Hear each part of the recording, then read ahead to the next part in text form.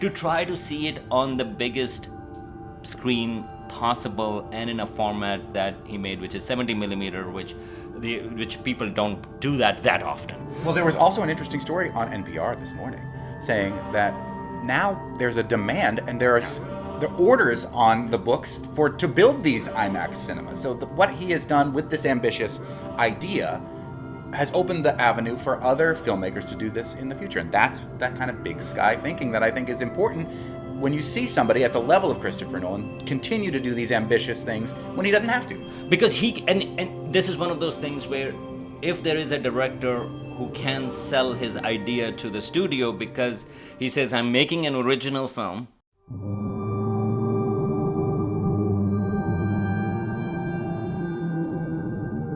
Well, after a week away and my time in Spain and Portugal, where I got to watch the World Cup final in Spain win in Spain. On a beach. On a beach in La Lanzada in Ogrove, which is part of Galicia in western Spain. We are back at the Amherst kitchen table of Hampshire, formerly Hampshire College Astronomy. It's going to take me years to get over there. It has been years I've called you that. Astronomer. I should mention it's going to take me years too to get over that.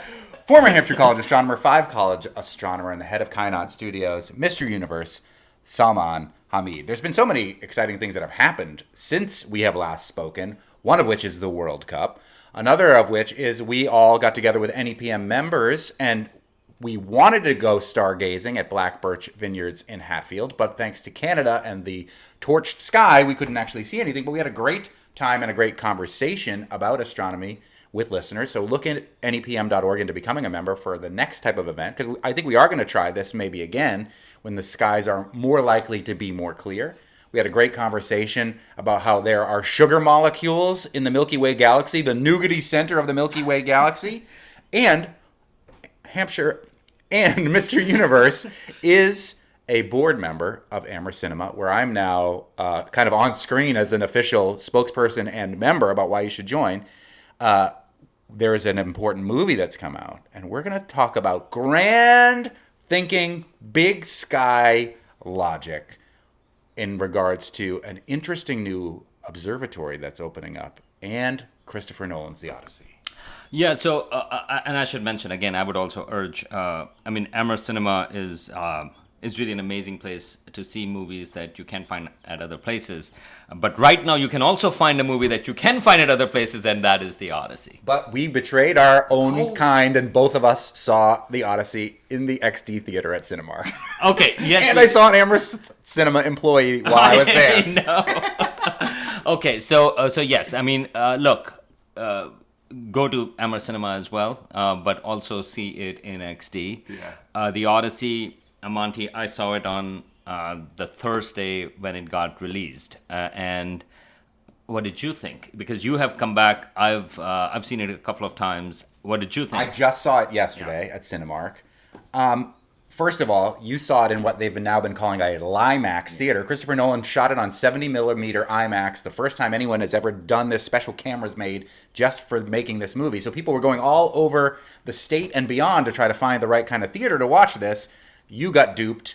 My friend filmmaker Bob Kraskowski got duped. My son Enzo got duped into these IMAX settings where you go to a big screen, but it is not. IMAX screens are almost square in their dimensions.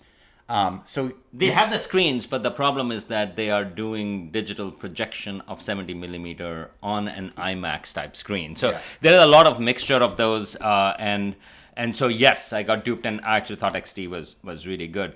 But ultimately, you said better, so you could just go to Hadley and watch it instead of go to Danvers or Hartford. Or whatever. Yes, I would say that actually XD is really good. But the point here, which a lot of people are doing nitpicking in terms of the Odyssey, of course, and I'm not talking about the right-wing trolls like Musk complaining about not being historically accurate. Even though it's fake. It's not a historical document, never wasn't a historical poem necessarily. Because there is a black actress playing Helen and so forth. So I'm not ignoring that, but you also find sort of like, which happens for something that is this successful, something on this grand scale, that it becomes fashionable to just trash it. for various reasons. Right. Oh, why? Like, oh, right. I mean, the accent wasn't right or whatever. Like they said mom and dad instead of saying father and mother, even though they would have been speaking Greek and not speaking English at all. And every other word has been translated, for example, some ways, and so you have made a choice. So that's fine. And it is feel jarring, but that's because of the convention of the cinema of how it has depicted, not because of Odyssey itself, the translation of that. So setting all of that aside, what I want to talk about is at this day and age when cinema, and because we're talking about Emmer cinema as well, I mean, what I love about there is that you find filmmakers that take enormous risks and make films out of passion, right? Out of things that, so oftentimes at Emmer cinema you have independent films which they know they're not going to make money, which they spend a lot of sort of like, time, effort, money in there, but it is their passion of film and art that they want to put in. And I mean, I, as an astronomer, I get that because you don't go into astronomy to make money, right? Yeah. I mean, so there is this connection that comes in where it is the passion that speaks. And I think Christopher Nolan in that sense, and again, there are critics of Christopher Nolan. I haven't liked every Christopher Nolan film, but I've appreciated all of them. And especially this one, because you don't have to make the Odyssey. There is a risk whether it's going to make money or not. You don't have to make it in IMAX. But yet he did both of those things. And the scale of ambition in there is something lovely about it. There is something admirable about it. And then to pull it off as a really entertaining film. Yes. Really well done. You can nitpick, oh yeah, well... And I, I have that issue too when I watch it. Like, Odysseus, it should be a little more funny. And Christopher Nolan films don't have humor. No, almost no humor at all. Right, you can put in humor in Odyssey because he's a smart aleck, right? Yeah. Like, but he doesn't do that. And they took some of the smart alecky parts out. Little spoiler: the whole thing about nobody. I know. And the Cyclops, not even in it. Yeah, that was my one major critique of the film itself. I wanted to see that. And you want the payoff. And Christopher Nolan has talked about it. He said it didn't work out, and he took it out. So that's fine. So you can have that. But what you cannot take out, you see what I did? Yeah. What you cannot take out is the passion that Christopher Nolan had for making this film. Right. And I think that to me is not just admirable, but in this day and age when people talk about the threats to cinema, people are watching it on phones and so on and so forth. Well, here is a movie. This has an event where people, even when they get duped, they go and drive a couple of hours to try to see it on the biggest screen possible and in a format that he made, which is 70 millimeter, which people don't do that often. Well, there was also an interesting story on NPR this morning saying that now there's a demand and there are the orders on the books to build these IMAX cinemas. So what he has done with this ambitious idea has opened the avenue for other filmmakers to do this in the future. And that's that kind of big sky thinking that I think is important when you see somebody at the level of Christopher Nolan continue to do these ambitious things when he doesn't have to. Because and this is one of those things where if there is a director who can sell his idea to the studio because he says, I'm making an original film. It's not a sequel. It's not a superhero film or whatever. And people are going to come and I'm going to make it in IMAX. And he delivers on both ends. Like, I mean, it could have been a big dud. It could have been sort of like, not work. But it does. And I think that is what is spectacular about the film. You can have objections. But it is a beautiful film. It is very tight in terms of narrative, and by that I mean, well, sure, it meanders, but that is because the Odyssey meanders. Because I don't even think it meandered. It's 3 hours long. Nobody can edit a film that's 3 hours long and make you feel like you were at a movie that was an hour and a half. Well, what I meant was sort of like, for a while you go like, okay, well, why isn't he getting home? Kind of a feeling, and you do feel that, which is deliberate, and I think he delivers it on, and again, people must have seen previews or posters or whatever. The way the Trojan horse is depicted and the way the Trojan horse goes into Troy, that is spectacular and that is believable. That is sort of like, all of those things. So I don't have words to praise for somebody's dedication and ambition to do these things. And I also know, I mean, he has talked about it to me, and again, that is that has been discussed quite a bit, that because of the IMAX cameras, you could only run them for 3 minutes at a time. And so the actors had to stop after 3 minutes while they reload the film, and then they have to continue in there. But when you watch the movie, it is just spectacular. So all of those things are amazing, despite of the quibbles that you may have, quibbles that we do have. My main quibble is political, and it is that a lot of this was filmed in Western Sahara, which has been colonized by Morocco. Christopher Nolan, while he has an amazing opportunity as a filmmaker to say, make big, grand, ambitious scale projects, do it in IMAX, build new theaters to show them, he could have said, I'm filming in Western Sahara. Either A, I'm not filming in Western Sahara, I'm going somewhere else, or B, I am filming here, but under duress, Morocco should relent, things need to be done, and donate a huge amount of money to support the people of Western Sahara. So that is my major critique of the film, that is a political, not a filmmaking critique. And that is partly because the film itself is political to a certain degree. There is a political critique in there. There's a whole critique about war. So how can exactly you have right. a movie that is a critique on war? That's really what the Odyssey is about. Christopher Nolan's Odyssey is a major critique on humanity and war. And yet, Western Sahara and Morocco is a part of what actually happened in the filmmaking. Absolutely, I agree with you.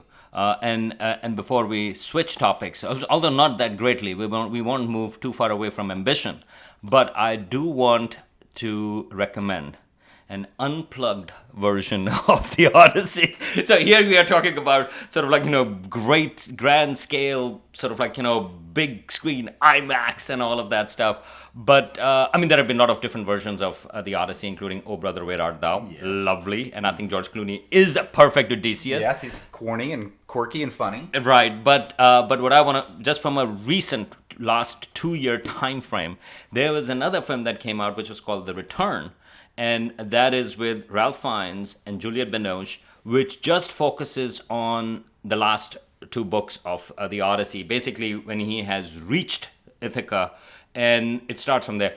It has, again, stripped down version, but it is really good. It is also, spoiler, not funny, but I thought in terms of emotional content, and Christopher Nolan is often accused of not having too much, his films are not emotive in that way. And this one is more emotive than his previous films. Nevertheless, I mean, I thought The Return, and again, those actors are amazing. I think Ralph Fiennes' Odysseus can kick Matt Damon's Odysseus's butt. But anyways, this was a different but go and see The Return, which is streaming, I think, on one of the streaming platforms. It's just focuses on once he gets to Ithaca and what happens, and I think it's actually really excellent. I had seen it right before actually going to see Christopher Nolan's Odyssey, and I just couldn't help but compare, but also I was far more moved by The Return than the Odyssey, even though the spectacle of the Odyssey is unbelievable. I also kind of love that Boston boy Matt Damon is with Himesh Patel, South Asian guy, as their like ride or die the whole time. And I was thinking, that's right. That's us too. That is correct. And Himesh Patel was amazing. I mean, he's always amazing wherever he is. But, me too. But this was actually pretty. And again, when he's on the screen, I mean, he has presence in there, and that I thought was really well done. Yes. Okay, changing topics, but it's still on the idea of big, grand, ambitious thinking. Just yesterday, in the Sunday New York Times, in the cover of the Arts and Leisure section, monumental masterwork rises in the desert. It is about an artistic observatory. So we just talked about Christopher Nolan's ambitions in terms of the IMAX and in terms of shooting everything in IMAX and the scale of showing the Odyssey. And this, when we were thinking about what to talk about this week, and I just read this article about star axis, I was like, oh my God, I mean, this artistic scale of star axis is even bigger than that. And so just for people who are not familiar with that, there is an artist, Charles Ross.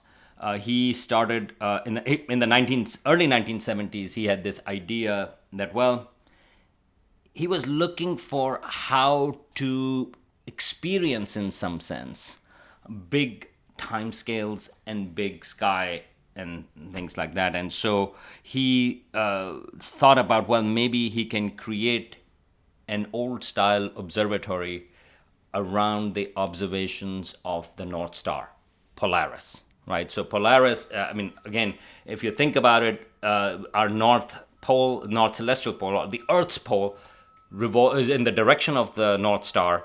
And so you have seen probably those star trails that go around it, because as the Earth rotates, North Star stays in the same place.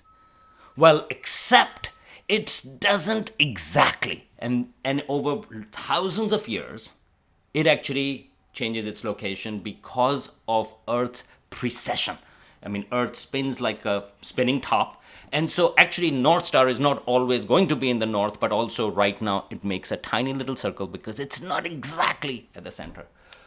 And it takes 26,000 years for Earth to make this one precession circle, right? So 26,000 years it takes around. So a few thousand years ago, people, when they were looking at Polaris, they would be looking at Polaris in a slightly different location compared to today. Say if Odysseus wanted to navigate by the North Star, it would be slightly different. That's exactly right. And same thing in the future, you can think about that. So Charles Ross wanted to create, he was part of this big land art movement, which wanted to create these large-scale structures. And locally, we are familiar with that at MASMOCA. Because if you've been to MASMOCA, where we'll be on the show tomorrow, James Turrell, an artist who uses light to great advantage, has a project that you can see the scale models of at MASMOCA in North Adams called Rodin's Crater, where it's a very similar idea where he's trying to, in the middle of the desert,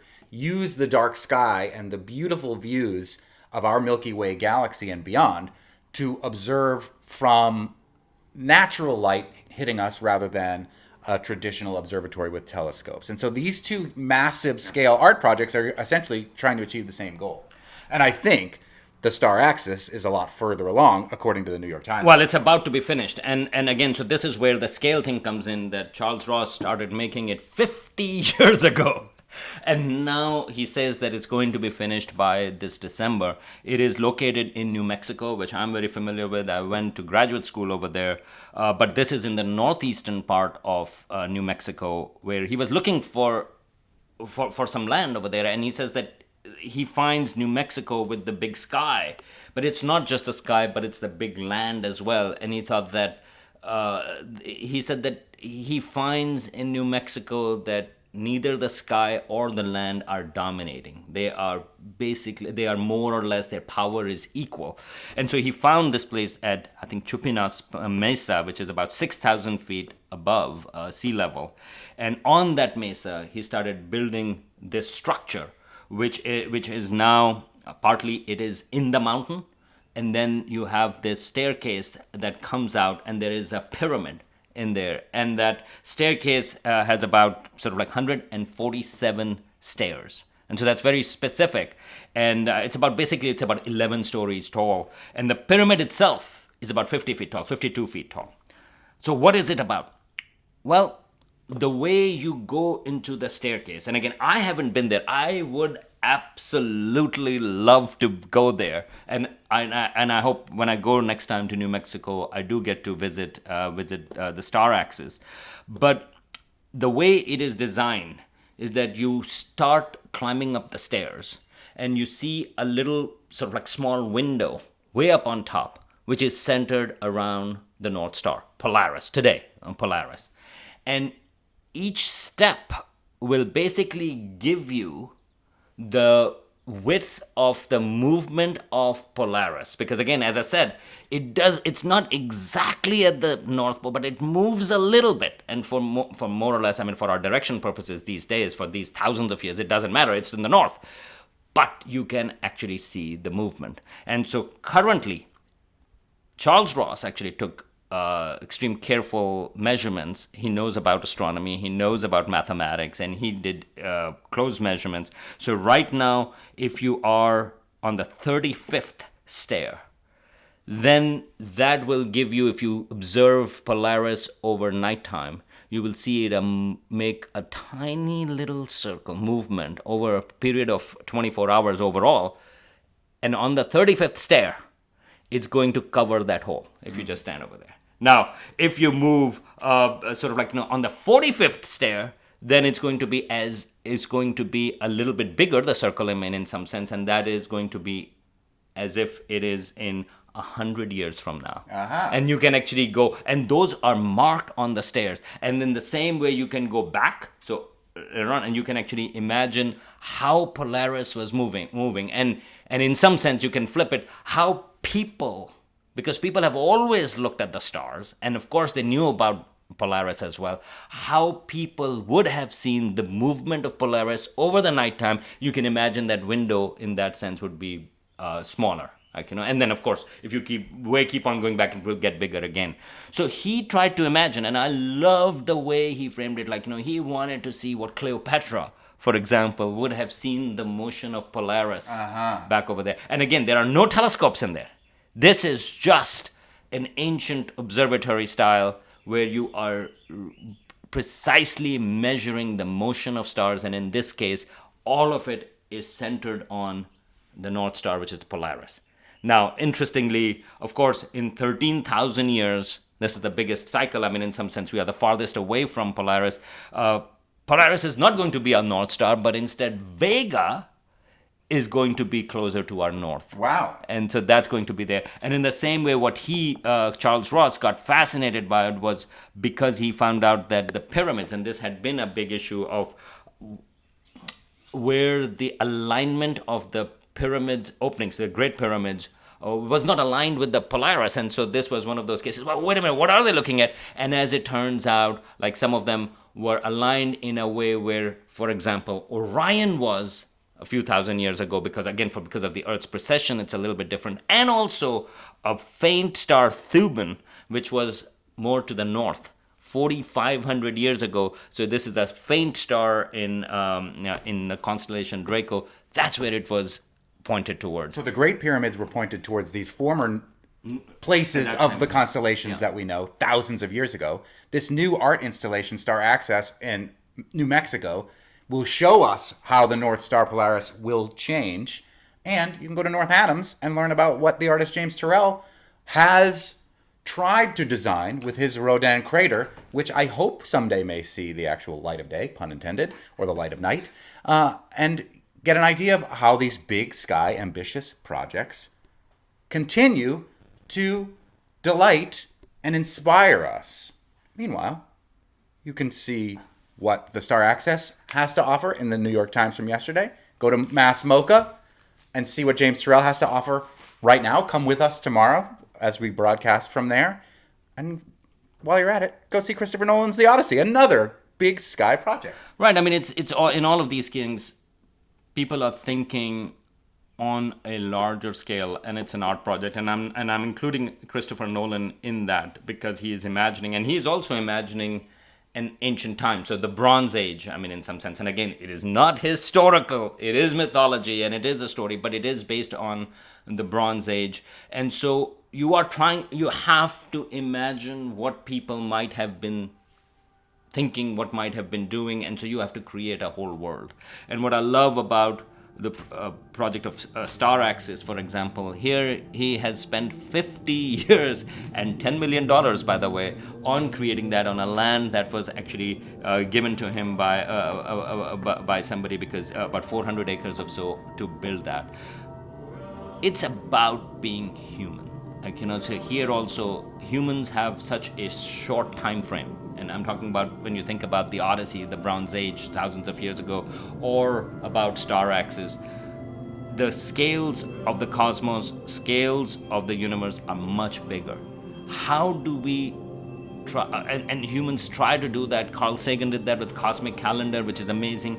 Star Axis is trying to do that well. How can we imagine the passage of tens of thousands of years? Well, maybe we can think about it the way Earth precesses, and the way we know the precession is through the movement of the North Star. And I think that is just beautiful, that is beyond our day-to-day existence, that is beyond our day-to-day political cycle. This is thinking on big scale. And I think, I love New Mexico. And I think this is, I cannot be happier that such a project is in New Mexico over there.